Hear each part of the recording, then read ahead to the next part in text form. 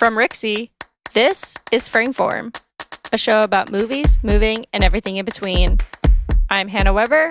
I'm Jen Ray. And I'm Claire Schweitzer.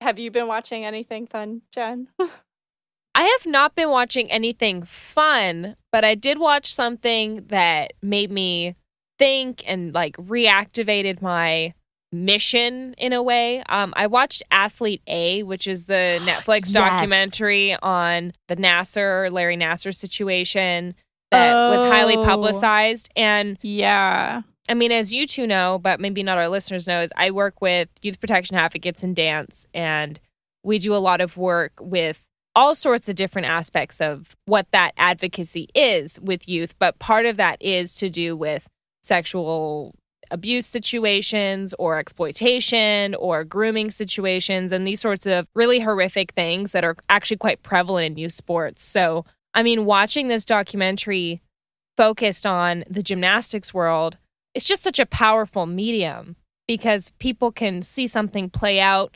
Unfortunately, sometimes you have to hear some pretty horrific things, but it's a way for you to understand the narrative in a way you can't get from the news. And I think it's important to see stories like that because you witness how it takes a lot of people that brush things under the rug or just are bystanders for true evil to take place on such a scale.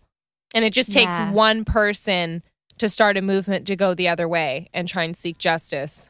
Yeah, and it just shows just how toxic cultures are just perpetuated and how they're normalized within certain sects of the community. I remember when that story first broke, how only a few gymnasts, well-respected gymnasts, former Olympians, came forward, that the community completely turned against them, saying, "Oh, they're just coming out for their for relevance." And then 250 gymnasts later, here we are.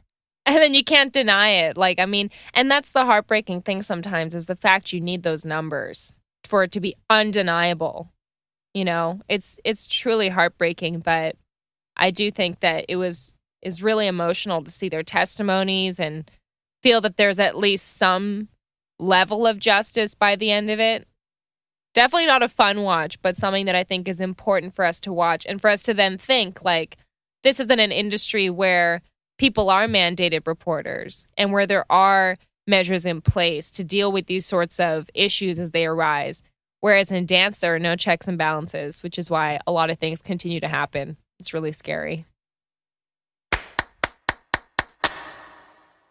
For context, let's recap in a nutshell what the situation is with this whole global pandemic thing that we're living through. Almost overnight, people were ordered to stay at home. Schools shut down. People were only supposed to leave their homes for essential trips to the grocery store.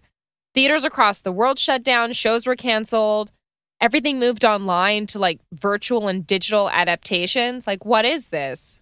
It's been a tough time for a lot of people, especially small businesses. I mean, one of my favorite stores that I went to nearly every day in Oakland just closed down because they couldn't weather this pandemic. And it's also been super devastating for the arts. And I mean, not just for the performers who, again, there's their life's work and in many cases a very short career is being put on indefinite pause, but the ripple effect of the technicians and, in my case, the videographers that shoot these shows. However, it's also been a time of reprioritization and innovation. I think anyone with any kind of internet connection can see that. And a very kind of ironic way, we're almost more connected than ever now as a global community. I've been able to catch up with so many people who I, haven't been able to see in years. And I just feel on a personal level, just more clarity toward what I want to be doing as well. Yeah, I mean, everyone has been turned upside down. The film industry, a big one. As we're at home watching these documentaries, watching these Netflix movies, and also launching of other streaming services, everything is basically at a pause. Productions, festivals, premieres, like we've said, the movie theaters, things have gotten basically tighter. The belt has been tightened and taking a stop for themselves. And struggling to survive, basically. Like you've said, Claire, one of your favorite businesses is closed down. I mean, everyone who was working in Hollywood had to work for a few weeks and then they don't know what's going on next. Yeah, unfortunately, a lot of dancers that tour for a living, performing, or, even just dance studios, these institutions that are part of the daily life of so many families internationally, they just shut down, and some are not going to be able to reopen. I mean, fortunately, with the technology we have available, a lot of video call and social platforms were leveraged to maintain training and connection, and even some pretty cool live performances and unconventional experiences that maybe we wouldn't have otherwise thought of. I guess it's a necessity is the mother of invention in this situation, for sure. Yeah, and time will tell whether a lot of these new platforms and these new ways of working become the norm. And even as we're recording this episode, there's so much uncertainty about what the future holds and how long we're really going to be in this holding pattern. But today, we're taking some time to focus our conversation on what it's like living and creating in these unprecedented circumstances. Yeah, so we have 3 films that we're going to share with y'all today, and you can follow along and watch these films in the show notes. Basically, there has been some inventive creativeness going on. Let's talk about our first film, Parked. Jen, you picked out this film, which is kind of like a doc style kind of work. When I say a doc style, I'm saying there's also a performance that happens. Mm-hmm. How does this relate to what's going on now and what the new normal could be? So I first discovered it on Facebook. Tasha Lawson, who's part of a prominent figure in the tap dance community in Alberta, actually, like she shared it. It just kind of came up casually, and I liked the thumbnail and was like, I'm going to click on that. It looks kind of cool. Parked.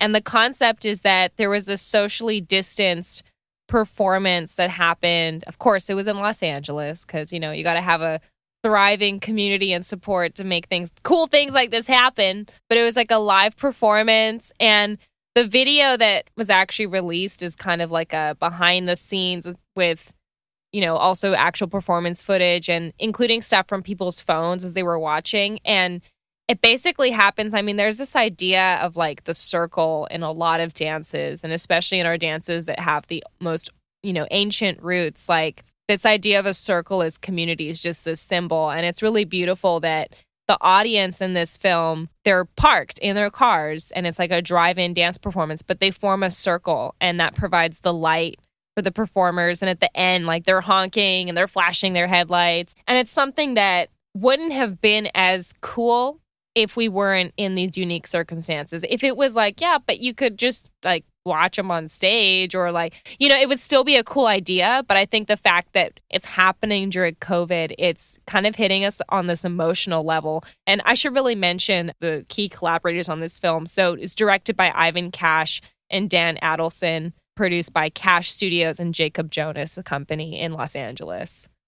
I think this is a great I guess we could say social experiment in a way, because I've never participated in a performance where I'm in my car watching it.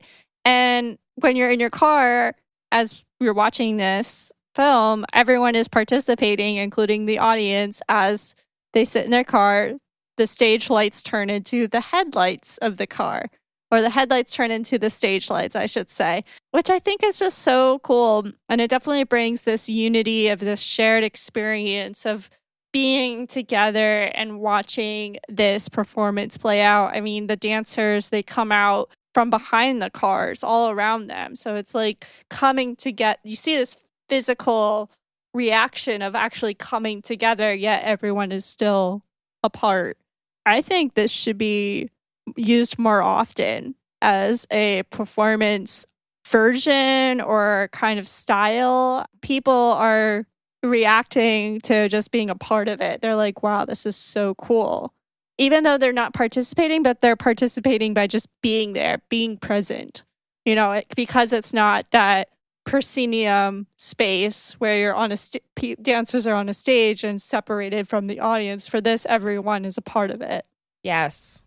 Yeah, and a lot of film festivals and some dance film festivals are even doing like the drive-in model. Like there's a festival in Norway that, I mean, is conveniently on a giant, in a rural area. So a lot of people can drive in and see screenings. That's so awesome. I love that. Yeah, but I think that this time, I know we're seeing it in the digital space because, I mean, most of us are confined at home and only have the digital space to get to. But I think that this time can also lead to so many interesting possibilities as far as site-specific collaboration goes and really test audience environments by necessity and not by, hey, let's see if this idea works out. And this is a great example of that happening. And really, and you also have to consider like the audience's viewing space as well, like where within the cars, just like looking through the windshield, there's already so much obstruction and, I mean, the necessary blind spots as well. So I think that this time can really offer so much exploration in that regard. Well, and even just think about how we watched this film. Like, we all accessed it through Vimeo, which I found like on social media, and the way that we're experiencing dance is different now. And we don't know how long it's going to stay this way too. And I think it has, and it will continue to change the way that people conceive their work. I mean, I know that I've seen a lot more being done with smartphones and people just opting for that as their primary tool of choice. Which I think is totally fine. Yeah, but even like I've seen ads for like Apple and other huge companies where they're using like Reebok. Yeah, it's like that whole aesthetic, and it's like a vortex of some kind, because everything, even the really expensive stuff's trying to look amateur, and everything's centered around this idea of like phone consumption. It's really interesting. And I think it's more intensified right now. And Apple, I mean, they've always been about like the shared experience, the human experience, and specifically the human experience with an iPhone. It's definitely something that is not new to the eye, but yes, during this whole thing, we're definitely seeing more commercials that are saying like, we feel the same as you. We are at home, shooting on a webcam, working from this situation, which I think is a huge and smart marketing ploy, if anything. And I mean, in addition to smartphones, we're seeing entire projects or performances or final videos being designed around Zoom as well, or other video platforms that I feel like Zoom definitely has like a big chunk of the activity happening. For sure. I mean, one of our next film that we have is an actual live dance performance done on Zoom. And this is brought to you by the National Water Dance 2020 performance that's actually was supposed to be performing at the National Monument in Washington, D.C. by Orange Grove Dance. They did this virtual performance on Zoom with the direction of Matt Reeves, which I think is a very inventive live performance. I've seen like dance parties on Zoom, but I've never seen anything this inventive instead of just people like, I'm doing the Macarena or I'm doing this little dance routine all together with all these 20 people, where this one was really playing with the idea of film installation, which I thought was really well done. What did you guys think of it? Yeah, I kind of like the format as well. And there is sort of a quality to the way that we see the film that kind of lets you be with it and like lets you kind of almost tune in and out in a way, like you're being in an event without like having like holding yourself to being in one particular place at one particular time. But I think a big part of the Zoom idea or like Zoom performance idea is that there is still sort of like this notion of something happening live and people watching in unity with each other. Like sometimes you'll see even like chats going on and sort of like comments on the performance as it's going on as well. And so, yeah, Zoom's not the only sort of live streaming platform that's utilizing this. Like Facebook's also been doing this. Oh, IGTV. Oh, yeah, IGTV as well. That's been huge for classes, too. Right. Just to clarify, I made a wrong announcement. This dance was actually supposed to be performed at the National Mall, Lincoln Memorial, and the reflecting pool because it's centered around water. So not the Washington Monument. But Yeah, like we were saying, I think using these digital platforms is a great way to people to drop in and see them. I know with Zoom, you kind of need a link or a password to get in, where it's really nice to hop in on something that's going on live on IGTV or something that's been presented on Facebook Live. I know it's a hate and love relationship with some people who prefer the theater space, but I've always been someone who favored the internet approach. I think it's just more accessible. For those who don't know, I used to manage a curation library called Screen Dance Collective, which you can still access today. And basically, our motive was to get dance films out to people who can't go to festivals or who can't get access to them at their university. How many hundreds of films do you have on there? I would guess you guys have over like 200 or something. I don't know, because sometimes we would just like get down a hole and just like add. But then we did do an approach for a while where we would like write about these films, and it took too much time on our plate because all of us have day jobs. But like I said, like I favorite the internet platform as a tool to get work out. And I think what's going on right now in the world of like performance and sharing work is pretty awesome. And because this performance done by the Orange Grove Dance, I think it's really cool. And I think there should be more experimentation with, live work on screen. I mean, people were doing that, we could say, back when Lucinda Childs was creating. She's done live video work while dancers are performing on stage. We should be, colliding with interdisciplinary work more often. I agree, but I hate to be a drag. But something that does worry me is like just the legal side of this and ownership and like how do you prevent piracy and like a lot of, as a festival curator, of course, it's like something that's turned my world upside down where it's like, do I do a live event? Do I go online? And I'm seeing so many, we're all seeing so many different examples of what events are choosing to do. And I'm just so worried about how do you decide what's fair to monetize digitally and how do you program something that makes sense given the circumstances? And how do you control that filmmakers feel that their work is secure if you're going to screen it on the internet? It's like someone could pirate it. And I just don't know if I could really do everything possible to keep it completely safe. It's kind of scary from that perspective. Totally. And it does raise a lot of questions about, potentially devaluing the work as well. And I know this is a huge issue with dance in general, especially when it comes to dance classes, since a lot of them were initially being offered for free. And many companies were streaming performances for free. Some screen dance festivals have been streaming for free. And it raises questions about, sure, you want as many people to access this work as possible, but at the same time, like you don't want people to take it for granted and you really see the value in not only the films that are being made, but the minds.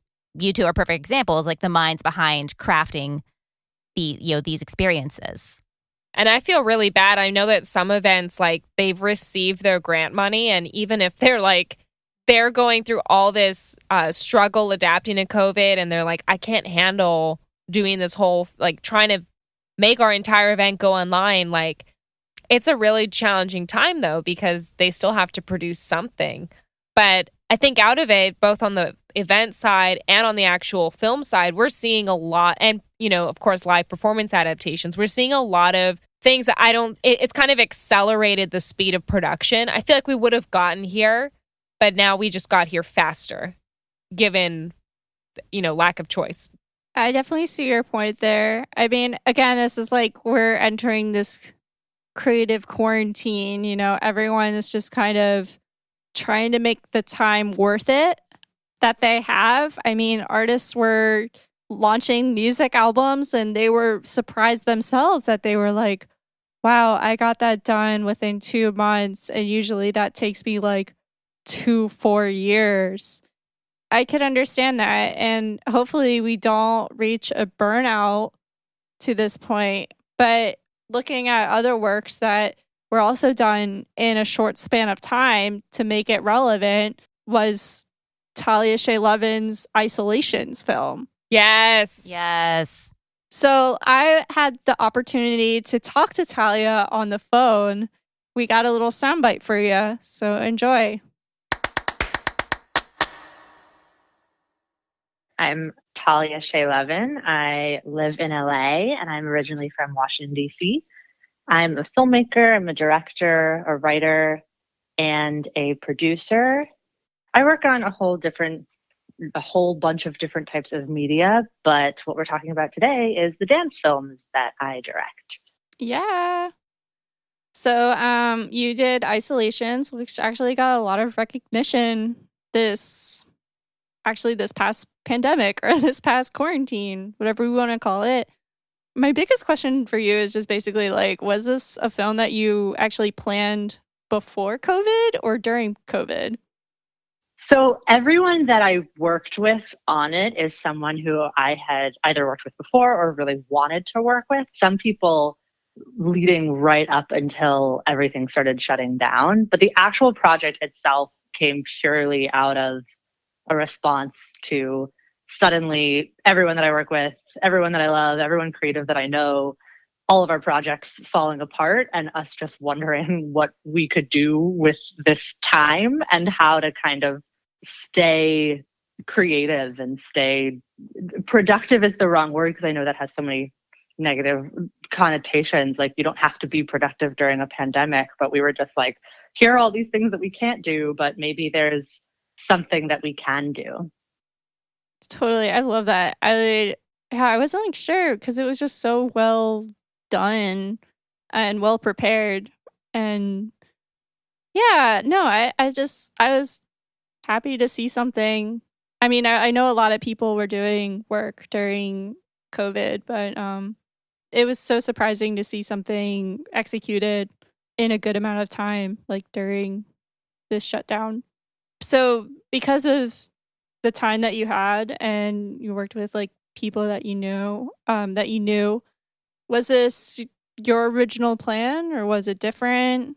Well, it came together from a few different things. So the person who wrote the song and who performs on the song, Amanda Lee Jerry, I was actually supposed to make music videos for her. We had scheduled them for like April and May. We had some meetings to brainstorm what we were going to do. We were getting ready for it. They were going to be dance videos.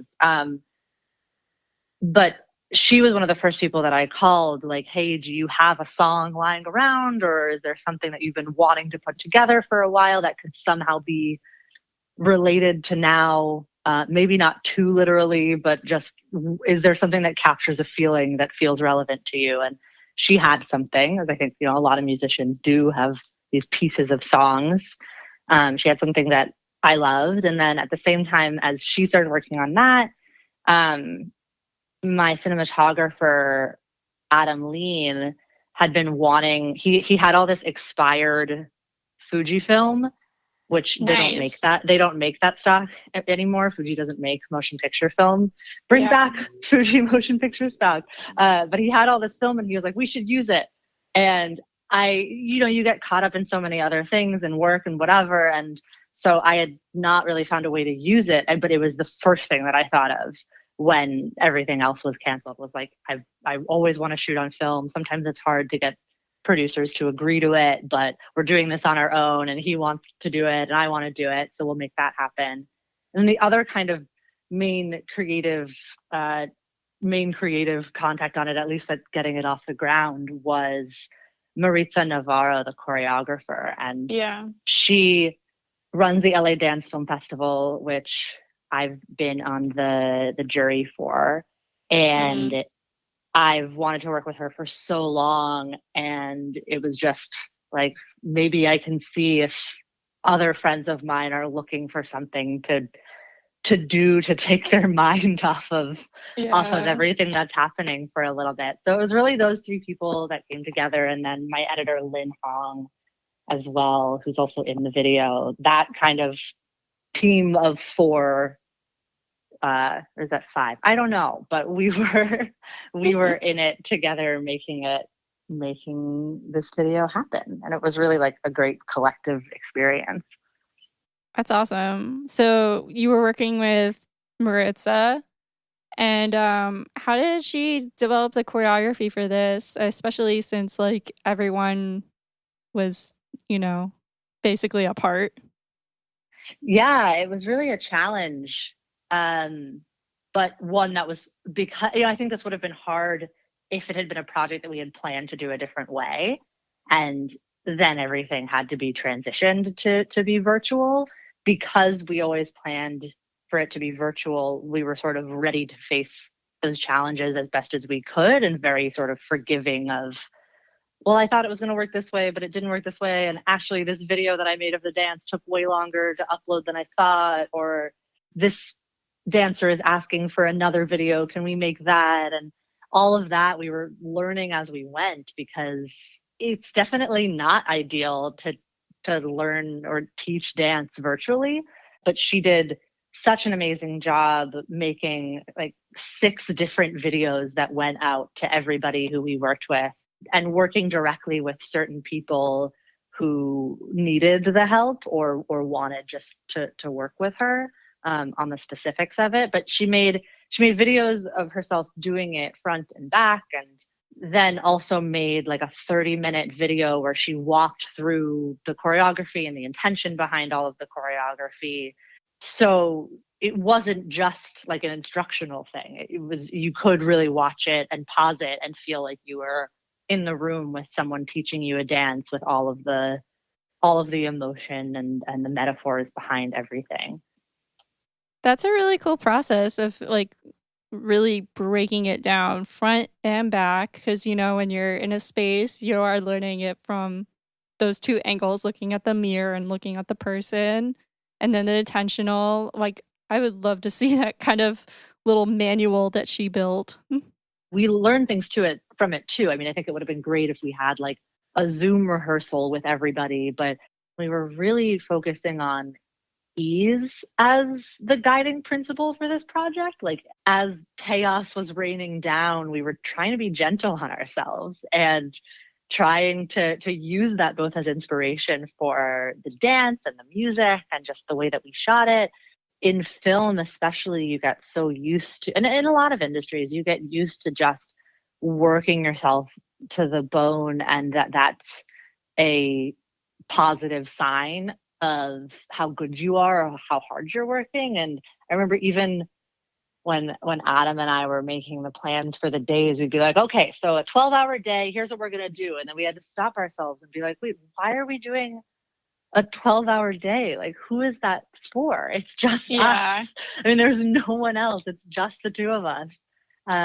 And we're going through probably the most significant historical shift as of yet in our lifetimes, although other things have maybe surpassed that since. But we were trying to just be very receptive to what we needed and what the people we were working with needed in the moment, and not go all too hard. Not that we didn't work hard, but it just felt it felt like it came from a different place than it normally does.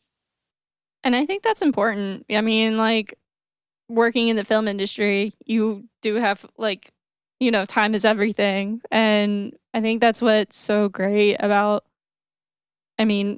this mental reset we're going through right now, is just kind of learning how to adjust and learning how to, like, reevaluate what we can do during times like these, and how that can be applied to, just the future in general. Whether we still continue this kind of like remote / distant learning or distant working. So with all of that in mind, with like working with your crew, working with your dancers, taking your time, what about just like when you got to set, aka a neighborhood, the houses, how did that process go about? What was your crew like? How many people were on your crew? How was it communicating with everybody? How'd that go? The crew was just myself and Adam, the cinematographer. It was just us. We scouted every place to determine what the best time to be there was for lighting. We were shooting sometimes we would ask dancers to turn on certain lights in their house. But for the most part, visibility was pretty low anyway, because we were shooting during the day and it's hard for anything inside to compete with what the sun is doing. We were just doing our best, or the reverse at night. It's hard to really light an indoor space very well. But yeah, it was just us. I mean, everyone was really scared at that point, and we didn't know if it was smart for us to be doing this at all. So we took all the precautions that we knew to take from the minimal information we were getting. I mean, we took separate cars, we had masks on the whole time. And the project came from the idea of, okay, we feel like we can't do anything. We're scared to be around anyone or go anywhere.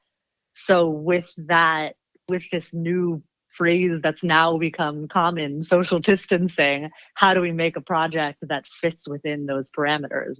And part of that gave us ways to play. I mean, both with shooting something on film, which I always love doing, and I've shot other projects on film, but also, and just using Adam's expired Fuji stock, but also I've always wanted to shamelessly use 70s zooms stylistically in a project. Yeah. I feel like it's a thing that sometimes you try to throw into another project, but to use that as the central, really the only kind of consistent stylistic thing to keep everything together. It was like, oh, if we're far away, well, we can play with that. We can start far and then go closer and then go farther. And like, it's very simple, but it helps keep it simple, and it helps get the point across, if there is one, or get the feeling across. I think it definitely gets the point across, and I always like simple is more. So how many roles did you go through? Because, you don't really see much dance work with film because, there's a lot of editing or a lot of like things that need to be redone or things that are thrown away. But you had a set routine, Yeah, that definitely crossed my mind. And it's why the project actually, it helped with the ease thing I was talking about. It helped with us managing our time a lot, because originally I just wanted, 30 people dancing in it, and it to be like all kinds of different shots and details. And then it was like, we're shooting on film. We're trying not to work 12-hour days. Also, it's a 2-minute song, so you can only cut so many times before someone watching it hates you. So we're going to have to streamline it. And honestly, I try to always plan in advance when I make things, but I've never had something so closely match the outline before. We only had dancers learn certain parts of the dance if we knew that we were only going to use them in a certain part of the song. Normally, especially on digital, where you're just wasting so much time, you shoot everyone doing everything as many times as you want. And this was, they only learned the part that we knew we were going to need from them. And I got there and we'd rehearse, and we'd rehearse again and again, using AirPods. Adam would have one in his ear and I would have one in my ear. I think I saw a shot with someone wearing an AirPod in. Yeah, really? That's funny. Soren, dancer at the end, is wearing headphones, I think. It works. It's like, everybody wears headphones at home. Yeah, well, because they would usually have a phone on in their house to be listening to us talk to them. That was how we did it. We'd sanitize the AirPods, or Adam would just keep his. Yeah. So we would talk to them, we would rehearse it, and we only shot pretty much one take of everybody. Wow. Some people got 2 if there was something technical that went wrong, but pretty much just one take, or like maybe we get a close up. But yeah, it was pretty minimal. I wish I could remember how much film we actually shot. Not very much. Planning and going with your gut, I think, is what it all comes down to with this film. Or just like all filmmaking with film, actual film, is all about. It's just like planning, going with your gut, just doing it. I love making things that are surreal or set in different worlds or with different forms of storytelling than um, traditional settings. And film adds this really helpful layer of something that's one step removed from reality. So you can really sink into it when you're watching it. Sometimes digital, I've always felt like it takes a lot more to make something look like you want to go there, look like you want to sink into it. Sometimes it looks like the world I see outside my window. And when I'm watching a film or a video, I want to be lost in it. I want to be transported somewhere. And the analog mediums do that with just a sort of layer in between you that's part of experiencing something. Like it makes it feel richer to me. Not that you can't do amazing. Of course, I shoot on digital all the time, but and I'm not a total purist. I love that there's the option there if the project calls for it. And yeah, this project might have a secondary life, or it might be there's sort of another dance film that's in the works soon, more of like a documentary style project. Look out for that. More things coming from where the world is at now, which is very different from where the world was at in March, and just looking to respond through movement and through filmmaking as things warp and change, and we try to keep going through it. Very exciting. I can't wait to see that. Thank you so much, Talia, for, calling in and having this little chat. Yeah, it was really great to talk to you. Thank you so much, Hannah. And thanks for seeking out dance films wherever they may be. Yeah, that was a really awesome opportunity that I got to talk to Talia and hear everything that she had to say regarding making of this film. I mean, she was able to collaborate with all of these people that she's worked with before or that she's always wanted to work with. And I think just getting it out within the time that she had is super impressive. And because of that, like, she was able to get recognized at a lot of places. I mean, she got featured in Dance Magazine, which is like, yeah, I mean, that's a pretty big publication, especially in the dance world. I mean, everyone wishes that they could get into Dance Magazine at some point in their life. I mean, I think what's so great about this work is just that, it was also like a healing process of like, we can take the time to make this, but still get it out when it's still relevant.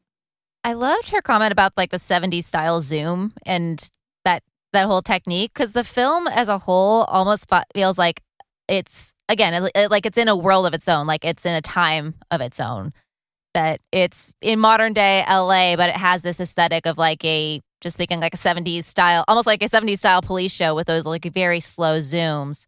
But something that's really interesting is that even with all that grain in the old film, and I love that she used expired film too. I think that really provides a unique look. But even with the grain, like the movement in the film reads so clearly. Like even from behind like these glared windows and like gates, it reads like so clearly. Like it feels like a bunch of people who are trapped and just need to get out of this situation. What I love about when dance and film combine, and obviously like music and design, because those are all parts of what goes into that, like it's just such a mood and it just absorbs you. And I loved this film from the first frame. There's this word for something that's like warm and gooey. It's called lugubrious. Like it was lugubrious. I was just like, I feel like I'm driving. It's like sunshine as soon as you start watching it. And even though it had kind of like, it almost reminded me of Virgin Suicides a little bit, because it was like, had that very like removed feeling, but also very like nostalgic, and it makes you feel young. Like that makes me sound super old, but like when it was playing, I just felt like, I don't know, it just had such good vibes, even though it's about this kind of not so great feeling of being isolated from the rest of the world. It just kind of brings you in at the same time. Yeah, there's this sort of like, what is that Greek myth where the person's like thirsty but can't drink, and like the hungry but can't eat? Kind of reminds me of that. Like it's something that's filmed just so lushly and just so lugubriously, I love that word, but is something, this whole glorious exterior that's fundamentally out of reach for so many people right now because of shelter in place. Yeah, there's definitely like a bodily function to it, like how both are you saying. I mean, we all can relate to the dancers. We're all in this, dream-like world or dream state of just being indoors and wanting to like get out. I mean, like we were saying with the iPhone commercials, like we're having that same relationship. And with this film, with the grain and all, like it's some kind of pipe dream that we want to get out of, but this is what we're living right now. And the fact that they made this like during like the height, like the beginning of COVID, when it was like scarier, I guess we could say. I mean, it's still scary as of now, but like the process of just like making it was, they did Zoom, Maritza did like 3 types of different videos to like send to the cast, and they had purely a skeleton crew. And the fact that they just kept it simple, I think, is what made it so successful. And I think that's also a reevaluation of like what we're living in right now, is just like, how do we go back to basics, or like how can we recharge? Definitely. I think it's a time of such like almost adjusting the levels, like what needs to be pared down, what can be enhanced. And this project's such a great example of balancing all those levels so well. And even what you're saying about the production process, like I think that right now we're all finding new ways of working and producing. I just think looking back, we're going to look at this as such an important growth spurt. This is like a really awkward, unexpected puberty for everything. It's just a growth spurt for dance, for film, for people who are evaluating their career paths or their lifestyles. Would you say that we're in a dance film renaissance right now? Yes. Yeah, I mean, I think we're definitely at a turning point for dance film. Again, I mean, going back to the definition of screen dance, which is something that's a dance film hybrid that's received via screen, everything is screen dance now. Everything that's being created for the virtual platform is screen dance. And we're seeing people learning how to edit on the fly, like kind of going in with like a neophyte's mindset, but really, discovering the creative possibilities of framing and the edit suite. And as Jen said, like this is accelerating something that probably we would have come to anyway. But it also leaves a lot of questions with regard to the greater dance film world, and specifically when it comes to the festival circuit or sort of like the festival platform. Again, I think it's something that might have been inevitable in the digital age, but there's a lot of reevaluation as to whether this is still a relevant model, whether the methods of sourcing films are still relevant. Look, we're in the internet age. There's a lot of accessibility. People want to pay for like Adobe, or they have iMovie, or they get Final Cut Pro and just learn from YouTube how to do all these things. I fear for oversaturation within this renaissance that we're having. I think it's great that people are learning that, oh, I can make my bathroom into a screen dance. I can make my couch into dance cinema, and granted, I've done a couch film. Who hasn't? I've seen some bathroom films, not my favorite, but I mean, it's all a learning process in the end, when we're going into a new realm of creativity, and you got to burn some toast sometimes. Something that I think is really important about this time is that I think it's exposing certain vulnerabilities we had all across different areas of our lives. Obviously, one huge sector of that is education, both for basic like primary and secondary schooling, but also, post-secondary education and what are people doing with their professional training. There's so much being offered online and done in a distance way that we were already kind of in this a la carte era where everyone's picking and choosing and shopping almost globally for what they need in their life. But at the same time, we're definitely reevaluating what is enough, what is my niche, where am I drawing parameters around the work that needs to be done. And I think that I'm really mindful about the young people or the teenagers right now that were already thinking, what am I going to be when I grow up, or trying to decide on college, and then seeing all that's happening right now. And I hope that it's encouraging many of them to embrace technology more, because it's not going anywhere, and embrace technology in a way that you have some agency, not just being a passive consumer. And I think that is the most dangerous thing for us right now, because we are all so overwhelmed and bombarded. And how do we remain creative in a time when we are so oversaturated, and where things just start to mesh together, and even something that seems unique 1 minute, I mean, then there's copycats the next. It's really a challenge.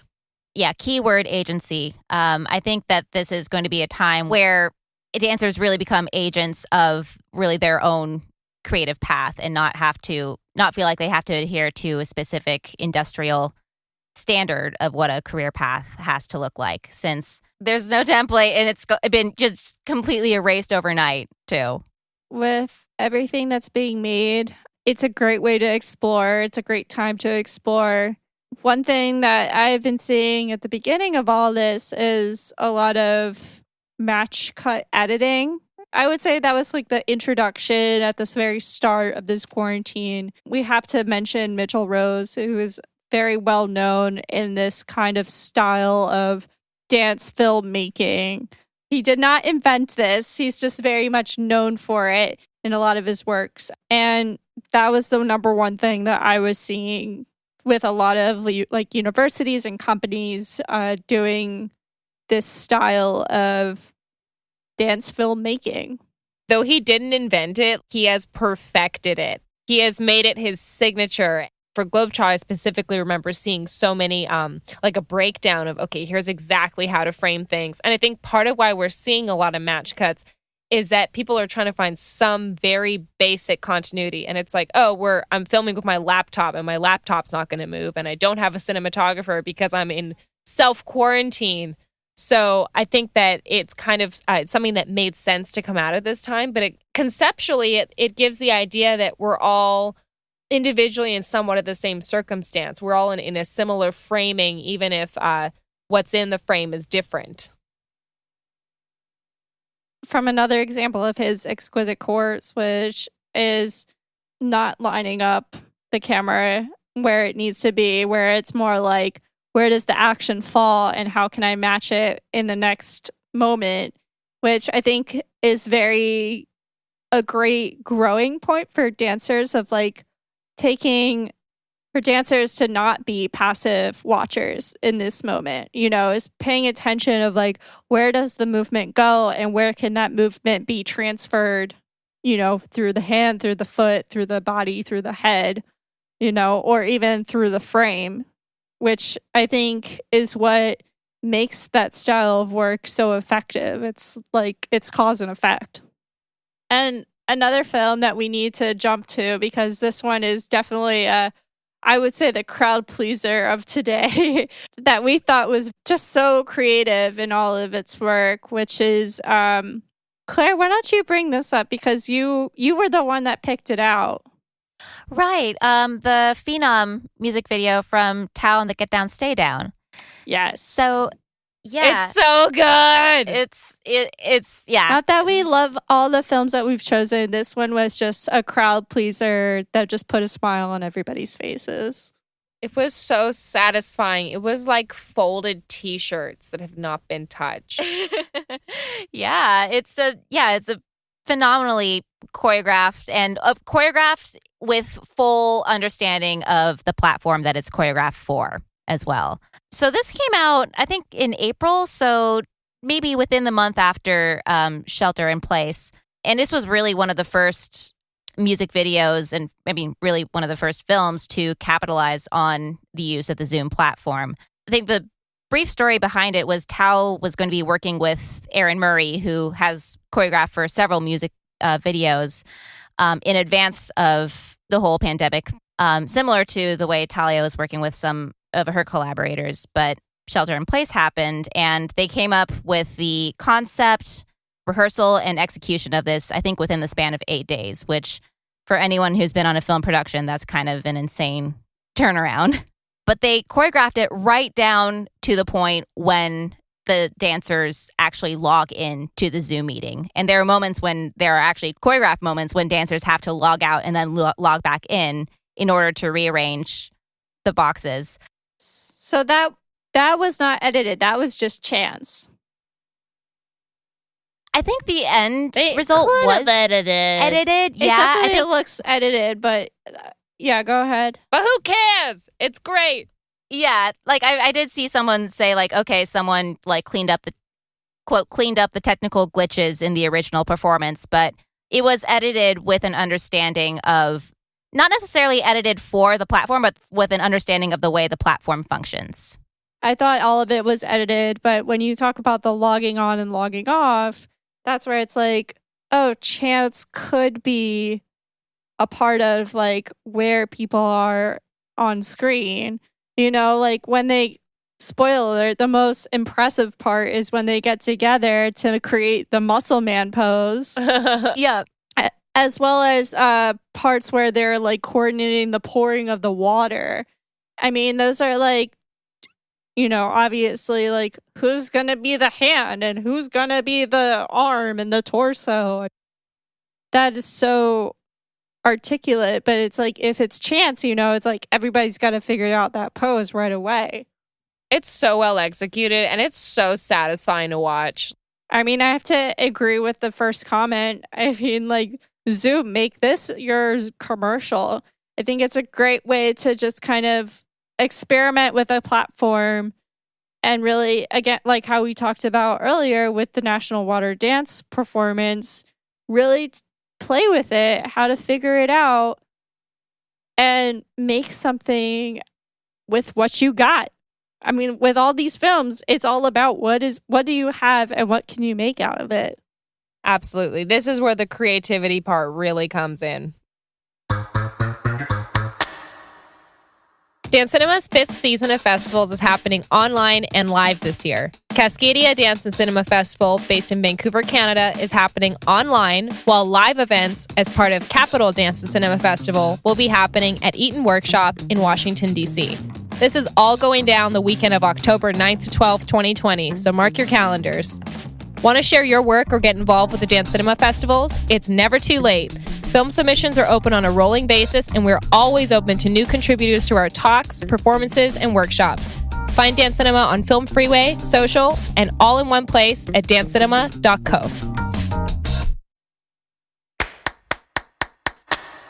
Let's do pick of the week. This is our, we pick a film, or one of us picks a film for you that's related, unrelated to whatever we're talking about. We just want to share it because we love it. Take it away, Jen. Love it with the Rex. Love giving you some good Rex. So, my pick of the week. It is a project called Tom by Wilkie Branson. I first learned about Wilkie by seeing his films in like pretty much every single dance film festival. His short Little Dreams was extremely popular. I even screened at both of our events. I mean, it's an audience favorite. It's beautiful. The music sounds like Adele, even though it's not. But what makes his films so unique is just the stunning, just the craftsmanship, and they really are masterpieces. Not only does he dance and choreograph, but he edits and animates these. So it's almost like seeing like photographs or papers dancing, and just like it's really stunning work. So the cool thing about this project, Tom, though, is the original conception of the project is as an installation, and it was actually supposed to have, there's supposed to be an installation with Sadler's Wells in the UK, and because of COVID, it was canceled. So there was a film version released, and this is an example of a situation where I personally benefited from something being released online because I was able to actually watch it, whereas I would not have been able to go see the installation. And though I've wanted to do the installation at my events, I just can't support something of such a massive scale. So I do have a little blurb from Wilkie's website on Tom so that I'm like can give the official bio before we get into our reactions and our feelings about it. So created by award-winning choreographer, filmmaker, and Sadler's Wells New Wave associate artist Wilkie Branson, Tom explores storytelling using the hip-hop language of b-boying, bringing it together with cutting-edge technologies, including animation, projection mapping, sound design, and film installation. Playing with negative space and the projection of the work to create a depth of field, Tom is a unique and innovative dance for camera installation. Tom's physical installation is made of 3 pepper scrim holographic gauzes onto which the film projection is mapped, giving it a layered, almost pop-up effect to view the film. So as I mentioned, we saw it in a final video format online, but yeah, did either of you catch this film or the making of little featurette on Yes, YouTube? Actually, I saw the trailer. yeah, I was actually lucky enough to catch the whole film, and it's a stunning film, and just so you know, as you said, meticulously crafted, and it's hilarious looking at behind the scenes photos of the process because it's basically like a green screen in Wilkie's, I think, was his garage or something, where it's literally like him just like moving in front of a green screen in his garage and just creating something that really epic, really out of it is extraordinary. Oh my gosh. I'd be interested in like a scan of his brain while he's like creating all this work. There's just such so many layers to it. And it kind of reminds me of like, you guys know in Toy Story 2, when Woody basically gets a makeover. This is like one of my favorite movie scenes of all time, where like the old man is like repainting his shoes and like polishing up his hat. Like it's so detailed and zoomed in and specific, and it's all, or like a Wes Anderson film. Like I didn't even see Isle of Dogs, but you know what I mean? Just like to be in the presence of such detail and such craftsmanship. Yeah. It's just, I'm in awe. I am just in awe of this sort of thing. It's incredible. I should calm down. Well, that's an awesome pick of the week, Jen. And all of these films that we're talking about, including Tom by Wilkie Branson, is located in the show notes. We have the trailer as well as the making of the film. I hope you all could find it somewhere to actually watch it. But other than that, this is Frameform, and we're happy that we got to talk to you guys today about creative quarantine.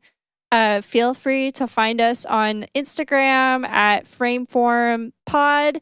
That is Frameform POD. And also email us at frameformpodcast@gmail.com. We'd love to hear from you guys. Well, it was awesome talking to y'all. Yes. We'll see each other next See week. y'all then. Excellent.